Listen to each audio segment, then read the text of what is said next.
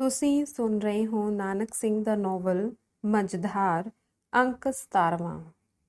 Doctor ਆਨੰਦ ਜਦ ਦੌਰੇ ਤੋਂ ਵਾਪਸ ਮੁੜ ਰਿਹਾ ਸੀ ਤਾਂ ਉਸਨੂੰ ਇੰਜ ਲੱਗਦਾ ਜਿਕਨ 4-5 ਦਿਨ ਨਹੀਂ 4-5 ਸਾਲ ਗੁਜ਼ਾਰ ਕੇ ਮੁੜਿਆ ਹੋਵੇ।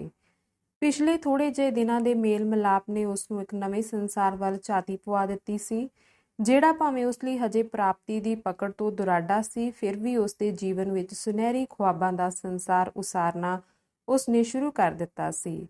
ਤੁਰਦਿਆਂ ਫਿਰਦਿਆਂ ਤੇ ਸੌਂਦਿਆਂ ਜਾਗਦਿਆਂ ਕੇਵਲ ਪੁੰਨਿਆਂ ਦੇ ਸਬੰਧ ਵਿੱਚ ਹੀ ਕੋਈ ਨਾ ਕੋਈ ਖਿਆਲ ਉਸਦੇ ਦਿਮਾਗ ਵਿੱਚ ਚੱਕਰ ਲਾਉਂਦਾ ਰਹਿੰਦਾ। ਜਿਸ ਜੀਵਨ ਸਾਥ ਦੀ ਤਾਂਘ ਵਿੱਚ ਉਸਨੇ ਉਮਰ ਦੇ ਲੰਮੇ 30 ਸਾਲ ਗੁਜ਼ਾਰ ਦਿੱਤੇ ਸਨ, ਉਹ ਸਾਥ ਜਦ ਇੱਕ ਰਫਿਊਜੀ ਕੁੜੀ ਦੀ ਸ਼ਕਲ ਵਿੱਚ ਉਸਦੇ ਸਾਹਮਣੇ ਉਪਸਥਿਤ ਹੋਇਆ ਤਾਂ ਉਸਦੀ ਉਡੀਕ ਦਾ ਹਰ ਇੱਕ ਪਲ ਜਿਵੇਂ 30 ਸਾਲਾਂ ਦਾ ਹੋ ਗਿਆ। ਉਹ ਬਹੁਤ ਚੰਗੇ ਖਿਆਲਾਂ ਤੇ ਅਗਾਂਹ ਵਧੂ ਰੁਚੀਆਂ ਵਾਲੀ ਕਿਸੇ ਕੁੜੀ ਦੀ ਤਲਾਸ਼ ਵਿੱਚ ਸੀ, ਪਰ ਇਸ ਤਰ੍ਹਾਂ ਅਚਾਨਕ ਪੁੰਨਿਆਂ ਦਾ ਮੇਲ ਉਸ ਲਈ ਇਉਂ ਸਾਬਿਤ ਹੋਇਆ ਜਿਵੇਂ ਰਿਜ਼ਕ ਦੀ ਭਾਲ ਵਿੱਚ ਭਟਕਦੇ ਕਿਸੇ ਬੰਦੇ ਨੂੰ ਰਾਜ਼ਕ ਹੀ ਮਿਲ ਗਿਆ ਹੋਵੇ। ਜਿਸ ਦਿਨ ਤੋਂ ਉਸਨੇ ਪੁੰਨਿਆਂ ਦੇ ਮਕਾਨ ਤੇ ਜਾਣਾ ਆਰੰਭਿਆ ਤੇ ਜਿਸ ਘੜੀ ਤੋਂ ਉਸਨੂੰ ਪੁੰਨਿਆਂ ਦੇ ਆਤਮਿਕ ਸੁਹੱਪਨ ਉੱਤੇ ਝਾਤੀ ਮਾਰਨ ਦਾ ਪਹਿਲੀ ਵਾਰੀ ਮੌਕਾ ਮਿਲਿਆ, ਉਸੇ ਘੜੀ ਤੋਂ ਉਸਦੇ ਅੰਦਰ ਇਹ ਸੰਕਲਪ ਹੌਲੀ-ਹੌਲੀ ਜਾਗਣਾ ਸ਼ੁਰੂ ਹੋ ਗਿਆ, ਜੇ ਪੁੰਨਿਆਂ ਦਾ ਜੀਵਨ ਸਾਥ ਮੈਨੂੰ ਪ੍ਰਾਪਤ ਹੋ ਜਾਵੇ, ਪਰ ਜਦ ਤੱਕ ਖੁਦ ਪੁੰਨਿਆਂ ਦੇ ਹਿਰਦੇ ਵਿੱਚ ਉਸ ਲਈ ਕੁਝ ਥਾਂ ਨਾ ਬਣ ਜਾਵੇ, ਤਦ ਤੱਕ ਪੁੰਨਿਆਂ ਪਾਸ ਆਪਣਾ ਮਨੋਰਥ ਪ੍ਰਗਟ ਕਰਨਾ ਉਸ ਲਈ ਕਿਵੇਂ ਸੰਭਵ ਹੋ ਸਕਦਾ ਸੀ। ਆਖਿਰ ਤੋਂ ਵੀ ਆਪਣੇ ਆਪ ਨੂੰ ਇੱਕ ਜ਼ਿੰਮੇਵਾਰ ਹਸਤੀ ਖਿਆਲ ਕਰਦਾ ਸੀ, ਪਰ ਬਿਨਾਂ ਅਧਿਕਾਰ ਤੋਂ ਉਹ ਕਿਕਨ ਕੋਈ ਕਦਮ ਇਸ ਪਾਸੇ ਚੁੱਕ ਸਕਦਾ। ਪੁੰਨਿਆਂ ਦੇ ਦਿਲ ਉੱਤੇ ਡਾਕਟਰ ਦੀ ਸ਼ਖਸੀਅਤ ਦਾ ਬਹੁਤ ਚੰਗਾ ਅਸਰ ਹੈ, ਇਸ ਨੂੰ ਡਾਕਟਰ ਖੂਬ ਸਮਝਦਾ ਸੀ, ਪਰ ਕਿਸੇ ਵੀ ਸ਼ਖਸੀਅਤ ਸੰਬੰਧੀ ਚੰਗਾ ਅਸਰ ਪੈਣਾ ਹੋਰ ਗੱਲ ਹੈ ਤੇ ਪਿਆਰ ਦੀ ਕਿਰਨ ਕਿਸੇ ਦੇ ਅੰਦਰ ਚਮਕਣੀ ਹੋਰ। ਪੁੰਨਿਆ ਉਸਦਾ ਸਤਿਕਾਰ ਕਰਦੀ ਸੀ, ਉਸਦੇ ਕਦਮਾਂ ਹੇਠ ਅੱਖਾਂ ਵਿਛਾਉਂਦੀ ਸੀ, ਉਸਦੀ ਹਰ ਇੱਕ ਆਦਤ ਨੂੰ ਤੇ ਹਰ ਇੱਕ ਕਿਰਿਆ ਨੂੰ ਉਹ ਸਲਾਹੁੰਦੀ ਰਜਦੀ ਨਹੀਂ ਸੀ। ਪਰ ਕੀ ਇਸ ਵਿੱਚ ਕਿਤੇ ਜੀਵਨ ਸਾਥੀ ਬਣਨ ਦੀ ਚਾਹ ਵੀ ਹੈ? ਸਿਰ ਤੋੜ ਕੋਸ਼ਿਸ਼ ਕਰਨ ਦੇ ਬਾਵਜੂਦ ਵੀ ਡਾਕਟਰ ਇਸ ਬੁਝਾਰਤ ਨੂੰ ਬੁੱਝ ਨਾ ਸਕਿਆ। ਜਦ ਤੱਕ ਇਹ ਗੁੰਝਲ ਖੁੱਲ੍ਹ ਨਾ ਜਾਵੇ, ਉਹ ਕਿਵੇਂ ਆਪਣਾ ਦਿਲ ਉਸਨੂੰ ਵਿਖਾਲ ਸਕਦਾ ਸੀ। ਸ਼ਾਮ ਦਾ ਵੇਲਾ ਸੀ। 4-5 ਦਿਨਾਂ ਦੇ ਦੌਰੇ ਤੋਂ ਬਾਅਦ ਡਾਕਟਰ ਦੀ ਕਾਰ ਕਾਲਕਾ ਵੱਲੋਂ ਅੰਬਾਲੇ ਦਾ ਰੁਖ ਕੀਤੀ ਆ ਰਹੀ ਸੀ। ਅਸਮਾਨ ਉੱਤੇ ਬੱਦਲਾਂ ਦੀ ਮੋਟੀ ਕਾਲੀ ਤਹਿ ਚੜੀ ਹੋਈ ਸੀ ਤੇ ਬਾਰੀ ਵਿੱਚੋਂ ਬਰਸਾਤੀ ਹਵਾ ਦੇ ਠੰਡੇ ਫਰਾਟੇ ਡਾਕਟਰ ਆਨੰਦ ਦੇ ਚਿਹਰੇ ਉੱਤੇ ਪੈ ਕੇ ਉਸਦੀਆਂ ਅੱਖਾਂ ਵਿੱਚ ਸਰੂਰ ਜਿਹਾ ਭਰ ਰਹੇ ਸਨ। ਇਸ ਵੇਲੇ ਉਹ ਪਿਛਲੀ ਸੀਟ ਦੀ ਬੈਕ ਨਾਲ ਜੁੜਿਆ ਦੋਵੇਂ ਹੱਥ ਛਾਤੀ ਤੇ ਜੋੜੀ ਕੋਈ ਬਹੁਤ ਹੀ ਮਧੁਰ ਸੁਪਨਾ ਵੇਖ ਰਿਹਾ ਸੀ, ਪਰ ਸੁੱਤਾ ਨਹੀਂ, ਜਾਗਦਾ। ਉਸਦਾ ਦਿਲ ਪੁੰਨਿਆਂ ਨੂੰ ਮਿਲਣ ਵਾਸਤੇ ਸਖਤ ਉਦਰਿਆ ਹੋਇਆ ਸੀ। ਸ਼ਾਇਦ ਅੱਜ ਉਹ ਦਿਲ ਨਾਲ ਕੋਈ ਅੰਤਮ ਸਮਝੌਤਾ ਕਰ ਚੁੱਕਾ ਸੀ। ਪੁਜਾਰੀ ਅੱਜ ਆਪਣੀ ਦੇਵੀ ਦੇ ਸਾਹਮਣੇ ਪ੍ਰੀਤ ਦੀ ਗਠੜੀ ਖੋਲ੍ਹਣ ਦਾ ਨਿਸ਼ਚਾ ਕਰ ਚੁੱਕਿਆ ਸੀ ਤੇ ਬਿਨਾਂ ਇਸ ਗੱਲ ਦੀ ਪਰਵਾਹ ਕੀਤਿਆਂ ਕਿ ਦੇਵੀ ਵੱਲੋਂ ਉਸਨੂੰ ਵਰਦਾਨ ਦੀ ਪ੍ਰਾਪਤੀ ਹੋਵੇਗੀ ਕਿ ਸਰਾਪ ਦੀ, ਪੁੰਨਿਆਂ ਦੀ ਪ੍ਰਾਪਤੀ ਬਿਨਾਂ ਹੁਣ ਉਸਨੂੰ ਆਪਣਾ ਮਨ, ਆਪਣਾ ਜੀਵਨ ਤੇ ਆਪਣਾ ਘਰ-ਬਾਰ ਸਭ ਕੁਝ ਸੁੰਨਾ ਜਾਪਣ ਲੱਗ ਪਿਆ ਸੀ। ਪਰ ਦਿਲ ਨਾਲ ਇਹ ਅੰਤਮ ਸਮਝੌਤਾ ਕਰ ਚੁੱਕਣ ਤੋਂ ਬਾਅਦ ਵੀ ਇੱਕ ਉਲਝਣ ਉਸਦੇ ਸਾਹਮਣੇ ਜਿਉਂ ਦੀ ਤਿਉਂ ਬਾਕੀ ਸੀ ਤੇ ਉਹ ਇਹ ਕਿ ਪੁੰਨਿਆਂ ਅੱਗੇ ਕਿਹੜੇ ਢੰਗ ਨਾਲ ਉਸਨੇ ਆਪਣੇ ਮਨੋਭਾਵ ਪ੍ਰਗਟ ਕਰਨੇ ਨੇ। ਇਸ ਮਤਲਬ ਲਈ ਉਹ ਜਿੰਨੇ ਵੀ ਤਰੀਕੇ ਸੋਚਦਾ, ਸਾਰੇ ਹੀ ਉਸਨੂੰ ਅਸਫਲ ਜਿਹੇ ਮਾਲੂਮ ਹੁੰਦੇ ਸਨ। ਸਭ ਤੋਂ ਬਹੁਤੀ ਰੁਕਾਵਟ ਉਸਦੇ ਸਾਹਮਣੇ ਇਹੋ ਜਿਹੇ ਖਿਆਲਾਂ ਨੇ ਪੈਦਾ ਕਰ ਰੱਖੀ ਸੀ, ਮਤੇ ਪੁੰਨਿਆ ਖਿਆਲ ਕਰੇ ਕਿ ਮੈਂ ਉਸ ਪਾਸੋਂ ਆਪਣੇ ਅਹਿਸਾਨਾਂ ਦੇ ਬਦਲੇ ਵਿੱਚ ਇਹ ਮੰਗ ਕਰ ਰਿਹਾ ਹਾਂ ਅਤੇ ਪੁੰਨਿਆ ਖਿਆਲ ਕਰੇ ਕਿ ਮੈਂ ਉਸਦੀਆਂ ਮਜਬੂਰੀਆਂ ਪਾਸੋਂ ਅਯੋਗ ਲਾਭ ਉਠਾਉਣਾ ਚਾਹੁੰਦਾ ਹਾਂ, ਮਤੇ ਉਹ ਮੈਨੂੰ ਕਠੋਰ ਤੇ ਖੁਦਗਰਜ਼ ਸਮਝਣ ਲੱਗ ਪਵੇ। ਮਤੇ ਇਹੋ ਜਿਹੀਆਂ ਕਈ ਤਰ੍ਹਾਂ ਦੀਆਂ ਸ਼ੰਕਾਵਾਂ ਉਸਦੇ ਅੰਦਰ ਉੱਠ ਰਹੀਆਂ ਸਨ ਤੇ ਉਹ ਲਗਾਤਾਰ ਇਹਨਾਂ ਦੇ ਜਾਲ ਵਿੱਚ ਫਸਿਆ ਜਾ ਰਿਹਾ ਸੀ ਕਿ ਉਸਨੂੰ ਗੱਡੀ ਦੀ ਛੱਤ ਤੇ ਮੋਟੀਆਂ ਕਣੀਆਂ ਪੈਣ ਦੀ ਆਵਾਜ਼ ਸੁਣਾਈ ਦਿੱਤੀ। ਬਾਰੀ ਚੋਂ ਸਿਰ ਕੱਢ ਕੇ ਉਸ ਅਸਮਾਨ ਵੱਲ ਝਾਕਿਆ। ਪੂਰਬ ਦੀ ਗੁੱਠੋਂ ਲਾਲ ਰੰਗ ਦਾ ਇੱਕ ਗੁਬਾਰ ਚੜ੍ਹਿਆ ਆ ਰਿਹਾ ਸੀ, ਜਿਹੜਾ ਬੜੀ ਤੇਜ਼ੀ ਨਾਲ ਕਾਲੇ ਬੱਦਲਾਂ ਵਿੱਚ ਰਲ ਕੇ ਆਕਾਸ਼ ਵਿੱਚ ਫੈਲਦਾ ਜਾਂਦਾ ਸੀ। ਸਿਰ ਅੰਦਰ ਕਰਕੇ ਉਸਨੇ ਡਰਾਈਵਰ ਨੂੰ ਆਵਾਜ਼ ਦਿੱਤੀ, ਪੂਰਨ ਸਿੰਘ, ਸਪੀਡ ਜਰਾ ਤੇਜ਼ ਕਰ, ਹਨੇਰੀ ਤੇ ਬਾਰਿਸ਼ ਸਖਤ ਜ਼ੋਰ ਦੀ ਆ ਰਹੀ ਏ, ਗੱਡੀ ਦਾ ਨਾਸ ਮਾਰਿਆ ਜਾਏਗਾ। ਡਰਾਈਵਰ ਨੇ 30 ਤੋਂ 35 ਫਿਰ 40 ਤੇ ਛੇਕੜ 50 ਮੀਲ ਦੀ ਸਪੀਡ ਕਰ ਦਿੱਤੀ, ਪਰ ਡਾਕਟਰ ਦਾ ਮਨਸ਼ਾ ਪੂਰਾ ਨਾ ਹੋ ਸਕਿਆ, ਜਿਹੜਾ ਉਸਨੇ ਸੋਚਿਆ ਸੀ ਕਿ ਮੀਂਹ ਆਉਣ ਤੋਂ ਪਹਿਲਾਂ ਕੋਠੀ ਜਾ ਪਹੁੰਚੇਗਾ। ਵੇਖਦਿਆਂ ਹਨੇਰੀ ਤੇ ਮੀਂਹ ਨੇ ਇਤਨਾ ਤੂਫਾਨ ਸ਼ੁਰੂ ਕੀਤਾ ਕਿ ਸੜਕ ਦੇ ਦੋਹੀਂ ਪਾਸੇ ਜਲ-ਥਲ ਹੋ ਗਿਆ। ਹੁਣ ਪੂਰਨ ਸਿੰਘ ਨੂੰ ਮਜਬੂਰਨ ਸਪੀਡ ਘਟਾਣੀ ਪਈ, ਕਿਉਂਕਿ ਇੱਕ ਤਾਂ ਸੜਕ ਦਾ ਗੋਲਾ ਬਹੁਤ ਚੌੜਾ ਸੀ, ਦੂਜਾ ਵਾਛੜ ਦਾ ਰੁੱਖ ਬਿਲਕੁਲ ਸਾਹਮਣਿਓ ਸੀ। ਪੈਂਡਾ ਕੋਈ ਬਹੁਤਾ ਬਾਕੀ ਨਹੀਂ ਸੀ, ਮਸੇ 10 ਕੁ ਮੀਲ ਹੋਵੇਗਾ, ਜੋ ਇਹੋ ਜਿਹੀ ਵਧੀਆ ਗੱਡੀ ਲਈ 5 ਕੁ ਮਿੰਟਾਂ ਦੀ ਮਾਰ ਸੀ। ਪਰ ਮੀਂਹ ਤੇ ਹਨੇਰੀ ਅੱਗੇ ਉਸਦੀ ਕੋਈ ਪੇਸ਼ ਨਾ ਜਾ ਸਕੀ ਤੇ ਪੂਰਨ ਸਿੰਘ ਨੂੰ ਗੱਡੀ 20 ਮੀਲਾਂ ਦੀ ਰਫ਼ਤਾਰ ਤੇ ਚਲਾਣੀ ਪਈ। ਡਾਕਟਰ ਦੀ ਭਵਿੱਖਬਾਣੀ ਸੱਚੀ ਸਾਬਿਤ ਹੋਈ। ਗੱਡੀ ਦਾ ਸੱਚਮੁੱਚ ਨਾਸ਼ ਮਾਰਿਆ ਗਿਆ। ਜਦ ਇਸ ਭੀੜੇ ਗੋਲੇ ਉੱਤੋਂ 2-3 ਵਾਰੀ ਮਿਲਟਰੀ ਦੇ ਟਰੱਕ ਲੰਘੇ, ਇੱਥੋਂ ਤੱਕ ਇੱਕ ਵਾਰੀ ਤਾਂ ਕੱਚੇ ਵਿੱਚ ਖੁੱਭ ਕੇ ਮੋਟਰ ਉਲਟਦੀ ਬਚੀ। ਡਾਕਟਰ ਨੂੰ ਗੱਡੀ ਨਾਲ ਕੁਝ ਜ਼ਿਆਦਾ ਹੀ ਪਿਆਰ ਸੀ। ਭਾਵੇਂ 1 ਮੀਲ ਦਾ ਹੀ ਪੈਂਡਾ ਕਰਕੇ ਆਵੇ, ਉਸਦਾ ਹੁਕਮ ਸੀ ਕਿ ਸਭ ਤੋਂ ਪਹਿਲਾਂ ਉਸਦੀ ਸਫਾਈ ਕੀਤੀ ਜਾਵੇ। ਫਿਰ ਇਸ ਵੇਲੇ ਜਦਕਿ ਛੱਪੜ ਵਿੱਚੋਂ ਨਿਕਲੀ ਹੋਈ ਮੱਝ ਵਾਂਗ ਮੋਟਰ ਸਾਰੀ ਦੀ ਸਾਰੀ ਚਿੱਕੜ ਨਾਲ ਲਿਬੜ ਗਈ ਸੀ, ਡਾਕਟਰ ਦੇ ਦਿਲ ਤੇ ਇਸ ਦਾ ਕੀ ਅਸਰ ਹੋਇਆ ਹੋਵੇਗਾ। ਪਰ ਅਸਲ ਗੱਲ ਤਾਂ ਇਹ ਹੈ ਕਿ ਇਸ ਵੇਲੇ ਉਸ ਨੂੰ ਮੋਟਰ ਦੇ ਲਿਬੜ ਜਾਣ ਦਾ ਆਭਾਸ ਤੱਕ ਨਹੀਂ ਸੀ। ਕਾਰਨ ਇਸ ਵੇਲੇ ਉਹ ਕਾਰ ਉੱਤੇ ਨਹੀਂ ਸਗੋਂ ਹਵਾਈ ਜਹਾਜ਼ ਉੱਤੇ ਸਵਾਰ ਸੀ, ਸੁਨਹਿਰੀ ਖੁਆਬਾਂ ਦੇ ਹਵਾਈ ਜਹਾਜ਼ ਉੱਤੇ। ਕਾਰ ਜਦ ਬਲਦੇਵ ਨਗਰ ਦੇ ਰਿਫਿਊਜੀ ਕੈਂਪ ਤੋਂ 3 ਕੁ ਫਰਲਾਂਗ ਅਗਾਂਹ ਜਾ ਰਹੀ ਸੀ ਤਾਂ ਡਾਕਟਰ ਨੇ ਇੱਕ ਵਾਰੀ ਫਿਰ ਬਾਰੀ ਚੋਂ ਬਾਹਰ ਝਾਂਕਿਆ, ਸ਼ਾਇਦ ਸੜਕ ਦਾ ਮੀਲ ਪੱਥਰ ਵੇਖਣ ਲਈ। ਦੂਰੋਂ ਉਸ ਨੂੰ ਧੁੰਦਲਕੇ ਵਿੱਚ ਕੁਝ ਚਿੱਟਾ ਦਿਖਾਈ ਦਿੱਤਾ, ਜਿਸ ਨੂੰ ਪਹਿਲਾਂ ਤਾਂ ਉਸ ਮੀਲ ਪੱਥਰ ਸਮਝਿਆ, ਪਰ ਹੋਰ ਨੇੜੇ ਜਾ ਕੇ ਜਦ ਉਸ ਚੀਜ਼ ਦਾ ਕੱਦ ਮੀਲ ਪੱਥਰ ਨਾਲ ਬਹੁਤ ਉੱਚਾ ਜਾਪਿਆ ਤਾਂ ਖਿਆਲ ਕਰਨ ਲੱਗਾ, ਸ਼ਾਇਦ ਇਹ ਕਿਸੇ ਕੱਟੇ ਹੋਏ ਦਰਖਤ ਦਾ ਪਤਲਾ ਜਿਹਾ ਤਣਾ ਹੋਵੇ। ਥੋੜਾ ਕੁ ਹੋਰ ਅਗਾਂਹ ਜਾ ਕੇ ਉਸਦਾ ਇਹ ਖਿਆਲ ਵੀ ਨਿਰਮੂਲ ਸਾਬਿਤ ਹੋਇਆ ਜਦ ਆਕਾਰ ਉਸ ਨੂੰ ਕੁਝ ਹਿਲਦਾ ਡੋਲਦਾ ਦਿਖਾਈ ਦਿੱਤਾ। "ਓ!" ਡਾਕਟਰ ਚਿਲਾਇਆ। "ਪੂਰਨ ਸਿੰਘ, ਗੱਡੀ ਰੋਕੋ, ਵਿਚਾਰੀ ਕੋਈ ਰਾਹਗੀਰ ਭਿੱਜ ਰਹੀ ਏ।" ਪੂਰਨ ਸਿੰਘ ਨੇ ਬ੍ਰੇਕ ਲਾਈ, ਪਰ ਬ੍ਰੇਕ ਲਾਂਦਿਆਂ ਵੀ ਗੱਡੀ ਕਾਫੀ ਅਗਾਂਹ ਨਿਕਲ ਗਈ ਸੀ। "ਹਾਰਨ ਕਰ," ਡਾਕਟਰ ਨੇ ਹੁਕਮ ਦਿੱਤਾ ਤੇ ਆਪ ਪਿਛਾਂਹ ਗਰਦਨ ਮੋੜ ਕੇ ਤੱਕਣ ਲੱਗਾ। ਬਾਰਿਸ਼ ਇਸ ਵੇਲੇ ਸਖਤ ਜ਼ੋਰਾਂ ਤੇ ਸੀ, ਜਿਸ ਕਰਕੇ ਡਾਕਟਰ ਨੂੰ ਪਤਾ ਨਾ ਲੱਗ ਸਕਿਆ ਕਿ ਉਹ ਇਸਤਰੀ ਮੋਟਰ ਵੱਲ ਆ ਰਹੀ ਹੈ ਕਿ ਨਹੀਂ। ਮੀਂਹ ਦੇ ਇਸ ਤੂਫਾਨੀ ਜ਼ੋਰ ਵਿੱਚ ਗੱਡੀ ਚੋਂ ਬਾਹਰ ਨਿਕਲਣਾ ਦੋਹਾਂ ਵਿੱਚੋਂ ਕਿਸੇ ਨੂੰ ਮਨਜ਼ੂਰ ਨਹੀਂ ਸੀ। ਇਤਨੀ ਉਦਾਰਤਾ ਵੀ ਤਾਂ ਕੋਈ ਘੱਟ ਮਹੱਤਵ ਦੀ ਚੀਜ਼ ਨਹੀਂ ਸੀ, ਜਿਹੜੀ ਇਸ ਵੇਲੇ ਡਾਕਟਰ ਕਿਸੇ ਰਾਹ ਗੁਜ਼ਰ ਤੀਵੀਂ ਨੂੰ ਮੀਂਹ ਦੀ ਮਾਰ ਤੋਂ ਬਚਾਉਣ ਲਈ ਦਿਖਾਲ ਰਿਹਾ ਸੀ। ਪੂਰਨ ਸਿੰਘ ਨੇ ਜ਼ੋਰ ਦੀ ਹਾਰਨ ਵਜਾਣਾ ਸ਼ੁਰੂ ਕਰ ਦਿੱਤਾ। ਦੋਹਾਂ ਨੂੰ ਸਾਫ਼ ਦਿਸ ਪਿਆ ਕਿ ਉਹ ਤੀਵੀਂ ਆਪਣੀ ਵੱਲੋਂ ਪੂਰਾ ਜ਼ੋਰ ਲਾ ਕੇ ਮੋਟਰ ਵੱਲ ਦੌੜੀ ਆ ਰਹੀ ਸੀ, ਪਰ ਸਾਹਮਣੇ ਉਹ ਵਾਛੜ ਦਾ ਰੁੱਖ ਹੋਣ ਕਰਕੇ ਉਹ ਦੌੜਨ ਵਿੱਚ ਸਫਲ ਨਹੀਂ ਸੀ ਹੋ ਰਹੀ। ਫਿਰ ਵੀ ਲੱਗਦੀ ਵਾਹ ਉਹ ਆਪਣੇ ਸਰੀਰ ਨੂੰ ਇਸ ਪਾਸੇ ਵੱਲ ਧੱਕੀ ਲਿਆ ਰਹੀ ਸੀ। ਫਰਲਾਂਗ ਤੋਂ ਵੀ ਥੋੜੀ ਵਾਟ ਸੀ ਜਿਹੜੀ ਉਸ ਨੂੰ ਕਰਨੀ ਪਈ, ਪਰ ਉਹ ਵਿਚਾਰੀ ਨੇ ਅੱਧ ਮੀਲ ਜਿੰਨੀ ਦੇਰ ਲਾ ਦਿੱਤੀ। ਮੀਂਹ ਦੀ ਸੰਘਣੀ ਤੈਂ ਵਿੱਚ ਅੱਖਾਂ ਘੁਸੇੜਦੇ ਹੋਏ ਦੋਵੇਂ ਸਵਾਰ ਗਰਦਨਾਂ ਮੋੜੀ ਉਸ ਪਾਸੇ ਵੱਲ ਤੱਕ ਰਹੇ ਸਨ। ਡਾਕਟਰ ਨੂੰ ਤਾਂ ਹਜੇ ਤੀਕ ਦੌੜੇ ਆ ਰਹੇ ਇੱਕ ਚਿੱਟੇ ਧੁੰਦਲੇ ਆਕਾਰ ਤੋਂ ਛੁੱਟ ਹੋਰ ਕੁਝ ਨਹੀਂ ਸੀ ਦਿਸਦਾ, ਪਰ ਪੂਰਨ ਸਿੰਘ ਨੂੰ ਕੁਝ ਉਸ ਨਾਲੋਂ ਸਪਸ਼ਟ ਦਿਸਦਾ ਸੀ, ਜਿਸ ਦਾ ਸਬਬ ਡਾਕਟਰ ਦੀ ਐਨਕ ਸੀ, ਜਿਸ ਦੇ ਸ਼ੀਸ਼ੇ ਭਿੱਜ ਜਾਣ ਕਰਕੇ ਉਸ ਦੀ ਨਜ਼ਰ ਪੂਰੀ ਤਰ੍ਹਾਂ ਕੰਮ ਨਹੀਂ ਸੀ ਕਰਦੀ। ਪੂਰਨ ਸਿੰਘ ਪੁਕਾਰ ਉੱਠਿਆ, "ਇਹ ਤਾਂ ਬੀਬੀ ਪੁੰਨਿਆ ਜੀ ਨੇ।" "ਹੈਂ?" ਇੱਕੋ ਛਲਾਂਗ ਨਾਲ ਗੱਡੀ ਚੋਂ ਬਾਹਰ ਆ ਕੇ ਡਾਕਟਰ ਪੁਕਾਰਿਆ। "ਕੀ ਕਿਹਾ ਈ ਪੁੰਨਿਆ?" ਮਾਲਕ ਨੂੰ ਭਿੱਜਦਾ ਦੇਖ ਕੇ ਪੂਰਨ ਸਿੰਘ ਉਤਰਦਾ ਹੋਇਆ ਬੋਲਿਆ, "ਆਹੋ ਜਨਾਬ, ਮੈਨੂੰ ਸਾਫ਼ ਦਿਖਾਈ ਦੇ ਰਿਹਾ ਏ।" ਦੋਵੇਂ ਵਾਹੋ ਦਾ ਹੀ ਅੱਗੜ ਪਿੱਛੜ ਦੌੜ ਪਏ। ਪੂਰਨ ਸਿੰਘ ਤਾਂ ਪਜਾਮੇ ਦੇ ਪਹੁੰਚਿਆਂ ਨੂੰ ਭਿੱਜਣ ਤੋਂ ਬਚਾਉਣ ਲਈ ਪਾਣੀ ਚਿੱਕੜ ਤੋਂ ਪਾਸੇ ਹੋ ਤੁਰਿਆ, ਪਰ ਡਾਕਟਰ ਨੇ ਬਿਨਾਂ ਆਪਣੇ ਕੀਮਤੀ ਪੈਂਟ ਕੋਟ ਦੀ ਪਰਵਾਹ ਕੀਤਿਆਂ ਸ਼ੂਟ ਵੱਟ ਦਿੱਤੀ। ਮੀਂਹ ਦਾ ਜ਼ੋਰ ਪਹਿਲਾਂ ਨਾਲੋਂ ਵੀ ਤੇਜ਼ ਸੀ। ਨੇੜੇ ਪਹੁੰਚ ਕੇ ਡਾਕਟਰ ਨੇ ਡਿੱਠਾ, ਸਾੜੀ ਨੂੰ ਦੋਹਾਂ ਹੱਥਾਂ ਨਾਲ ਸਮੇਟੀ ਪੁੰਨਿਆ ਡੋਲਦੀ ਨੱਸੀ ਆ ਰਹੀ ਸੀ ਤੇ ਉਸਦੀ ਥਿੜਕਵੀਂ ਤੋਰ ਤੋਂ ਇਹੋ ਜਾਪਦਾ ਸੀ ਕਿ ਅਗਲਾ ਕਦਮ ਪੁੱਟਣ ਤੋਂ ਪਹਿਲਾਂ ਹੀ ਚੁਫਾਲ ਡਿੱਗ ਪਵੇਗੀ। "ਉਹ ਪੁੰਨਿਆ, ਤੁਸੀਂ?" ਪੁਕਾਰਦਾ ਹੋਇਆ ਡਾਕਟਰ ਸਾਰਾ ਜ਼ੋਰ ਲਾ ਕੇ ਬਾਹਾਂ ਫੈਲਾਈ ਉਸ ਵੱਲ ਭੱਜਿਆ। ਇਸ ਤੋਂ ਪਹਿਲਾਂ ਕਿ ਪੁੰਨਿਆ ਦਾੜ ਕਰਦੀ ਜ਼ਮੀਨ ਉੱਤੇ ਡਿੱਗ ਪੈਂਦੀ, ਡਾਕਟਰ ਦੀਆਂ ਫੈਲੀਆਂ ਹੋਈਆਂ ਬਾਹਾਂ ਨੇ ਉਸਦੇ ਸਰੀਰ ਨੂੰ ਬੋਚ ਲਿਆ। ਪੁੰਨਿਆ ਲਗਭਗ ਬੇਹੋਸ਼ ਸੀ। ਗੱਡੀ ਵਿੱਚ ਕੋਈ ਕੱਪੜਾ ਨਹੀਂ ਸੀ ਜਿਸ ਨਾਲ ਪੁੰਨਿਆ ਦੇ ਸਰੀਰ ਨੂੰ ਸੁਕਾਇਆ ਜਾਂ ਗਰਮਾਇਆ ਜਾਂਦਾ।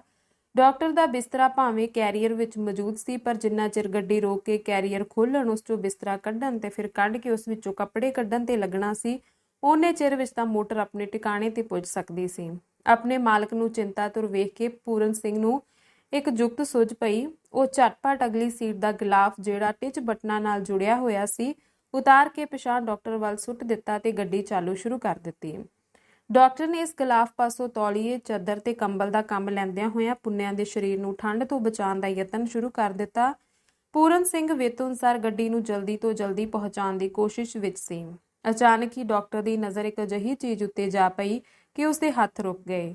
ਦੌੜ ਭੱਜ ਤੇ ਮੀਂਹ ਝੱਖੜ ਕਰਕੇ ਪੁੰਨਿਆ ਦੇ ਕੇਸ ਖੁੱਲ ਗਏ ਸਨ ਤੇ ਡਾਕਟਰ ਨੇ ਜਦ ਸੁਕਾਉਣ ਦੇ ਇਰਾਦੇ ਨਾਲ ਗਿਲਾਫ ਦਾ ਇੱਕ ਸਿਰਾ ਉਸਦੇ ਸਿਰ ਤੇ ਝੱਸਣਾ ਸ਼ੁਰੂ ਕੀਤਾ ਤਾਂ ਪੁੰਨਿਆ ਦੇ ਸਿਰ ਵਿਚਾਲੇ ਕੋਈ ਪੈਸੇ ਜਿੰਨਾ ਥਾਂ ਉਸਨੇ ਕਤਰਿਆ ਹੋਇਆ ਵੇਖਿਆ, ਜਿਵੇਂ ਇੱਥੋਂ ਕਿਸੇ ਨੇ ਲਿਟ ਲਾ ਲਈ ਹੋਵੇ।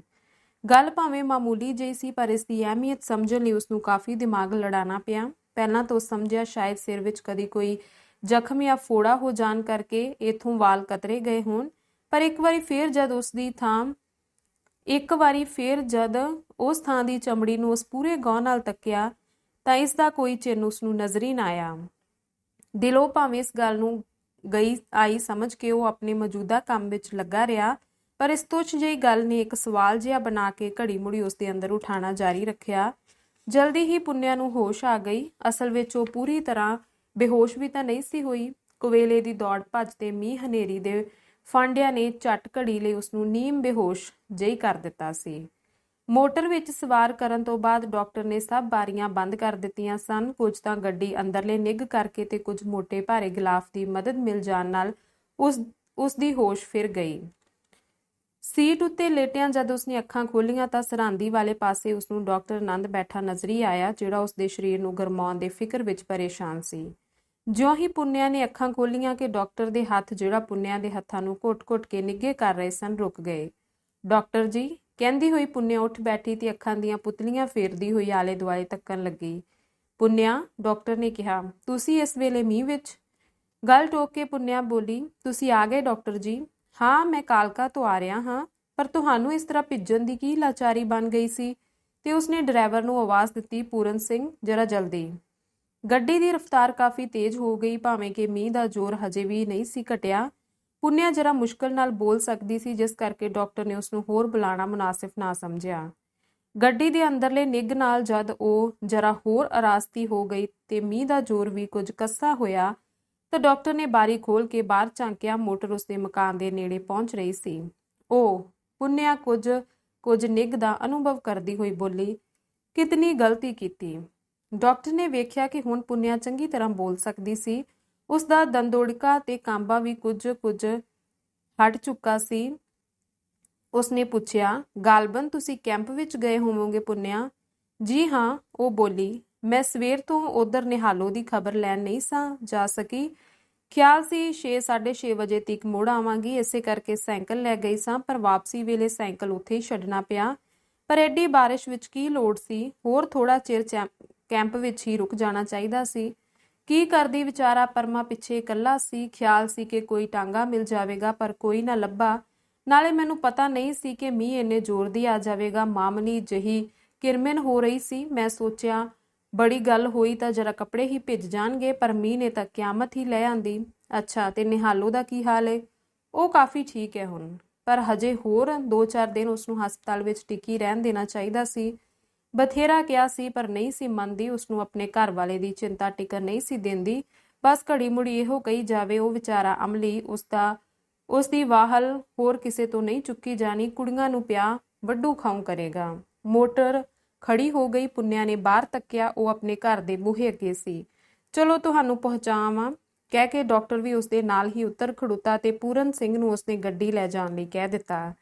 ਕਰਮੋਂ ਨੂੰ ਚਾਹ ਤਿਆਰ ਕਰਨ ਲਈ ਕਹਿ ਕੇ ਪੁੰਨਿਆ ਨੇ ਪਹਿਲਾਂ ਕੱਪੜੇ ਬਦਲੇ, ਫਿਰ ਡਾਕਟਰ ਲਈ ਇੱਕ ਲੋਈ ਤੇ ਇੱਕ ਧੋਤੀ ਲੈ ਆਂਦੀ, ਜਿਸ ਦੀ ਮਦਦ ਨਾਲ ਡਾਕਟਰ ਦੇ ਕੱਪੜੇ ਉਤਰਵਾ ਕੇ ਉਹ ਸੁਕਾਉਣ ਲਈ ਰਸੋਈ ਵਿੱਚ ਲੈ ਗਈ। ਅੱਗ ਉੱਤੇ ਕੱਪੜੇ ਸੁਕਾਉਣ ਵਿੱਚ ਉਸਨੂੰ ਬਹੁਤੀ ਦੇਰ ਨਾ ਲੱਗੀ ਤੇ ਇਹਨਾਂ ਨੂੰ ਡਾਕਟਰ ਦੇ ਹਵਾਲੇ ਕਰਕੇ ਉਹ ਫਿਰ ਰਸੋਈ ਵੱਲ ਚਲੀ ਗਈ। ਦਿਲਾਂ ਦੀ ਵਾਇਰਲੈਸ ਕਈ ਵਾਰੀ ਸਾਡੇ ਮੂਕ ਸੁਨੇਹੇ ਐਸੇ ਢੰਗ ਨਾਲ ਇੱਧਰ ਉੱਧਰੋਂ ਤੇ ਉੱਧਰੋਂ ਇੱਧਰ ਪਹੁੰਚਾ ਦਿੰਦੀ ਹੈ ਕਿ ਵੇਖ ਕੇ ਅਸੀਂ ਦੰਗ ਰਹਿ ਜਾਂਦੇ ਹਾਂ। ਪੁੰਨਿਆ ਜਦ ਡਾਕਟਰ ਨੂੰ ਕਮਰੇ ਵਿੱਚ ਬਿਠਾਲ ਕੇ ਰਸੋਈ ਵੱਲ ਗਈ ਤਾਂ ਇਕੱਲਾ ਬੈਠਾ ਬੈਠਾ ਡਾਕਟਰ ਕੁਦਰਤ ਦੇ ਕਿਸੇ ਇਹੋ ਜਿਹੇ ਕਰਾਮਾਤੀ ਕ੍ਰਿਸ਼ਮੇ ਦੀਆਂ ਗੱਲਾਂ ਸੋਚਣ ਵਿੱਚ ਲੱਗ ਪਿਆ। ਆਪਣੇ 100 ਕੁ ਘੰਟਿਆਂ ਦੇ ਦੌਰੇ ਵਿੱਚ ਉਸਨੇ ਪੁੰਨਿਆ ਨੂੰ ਜਿਤਨਾ ਚਿਤਾਰਿਆ ਸੀ, ਇੰਨਾ ਸ਼ਾਇਦ ਸਾਰੇ ਪਿਛਲੇ ਦਿਨਾਂ ਵਿੱਚ ਨਹੀਂ ਸੀ ਚਿਤਾਰਿਆ ਹੋਣਾ। ਤੇ ਜਿਹੜਾ ਅੰਤਿਮ ਨਿਸ਼ਚਾ ਦਿਲ ਵਿੱਚ ਧਾਰ ਕੇ ਉਹ ਮੋਟਰ ਘੁਕਾਉਂਦਾ ਆਇਆ ਸੀ, ਉਹ ਸੀ ਪੁੰਨਿਆ ਨਾਲ ਇੱਕ ਖੁੱਲੀ ਡੁੱਲੀ ਮੁਲਾਕਾਤ ਤੇ ਉਸ ਮੁਲਾਕਾਤ ਵਿੱਚ ਉਸਦੇ ਸਾਹਮਣੇ ਜੀਵਨ ਦੀ ਉਸ ਰੀਝ ਦਾ ਵਿਖਾਲਾ।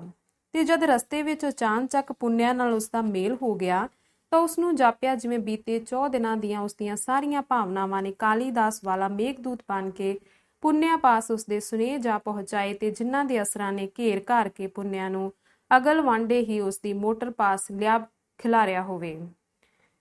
ਕੁਰਸੀ ਉੱਤੇ ਬੈਠਾ ਉਹ ਇਨ੍ਹਾਂ ਹੀ ਖਿਆਲਾਂ ਦੀਆਂ ਲਹਿਰਾਂ ਵਿੱਚ ਤਾਰੀਆਂ ਲਾ ਰਿਹਾ ਸੀ ਤੇ ਇਨ੍ਹਾਂ ਲਹਿਰਾਂ ਵਿੱਚੋਂ ਕਿਸੇ ਵੇਲੇ ਇੱਕ ਛੋਟੀ ਜਿਹੀ ਲਹਿਰ ਹੋਰ ਉੱਠਦੀ।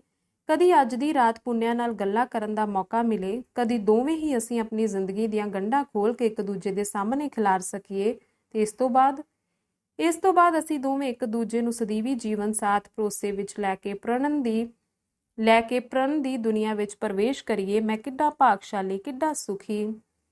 ਤੇ ਉਸਦੀ ਇਹ ਵਿਚਾਰਧਾਰਾ ਅਧੂਰੀ ਹੀ ਰਹਿ ਗਈ ਜਦ ਬਾਹਰ ਹਨੇਰੇ ਆਕਾਸ਼ ਵਿੱਚ ਕੜਕੜ ਕਰਕੇ ਬਿਜਲੀ ਕੜਕੀ।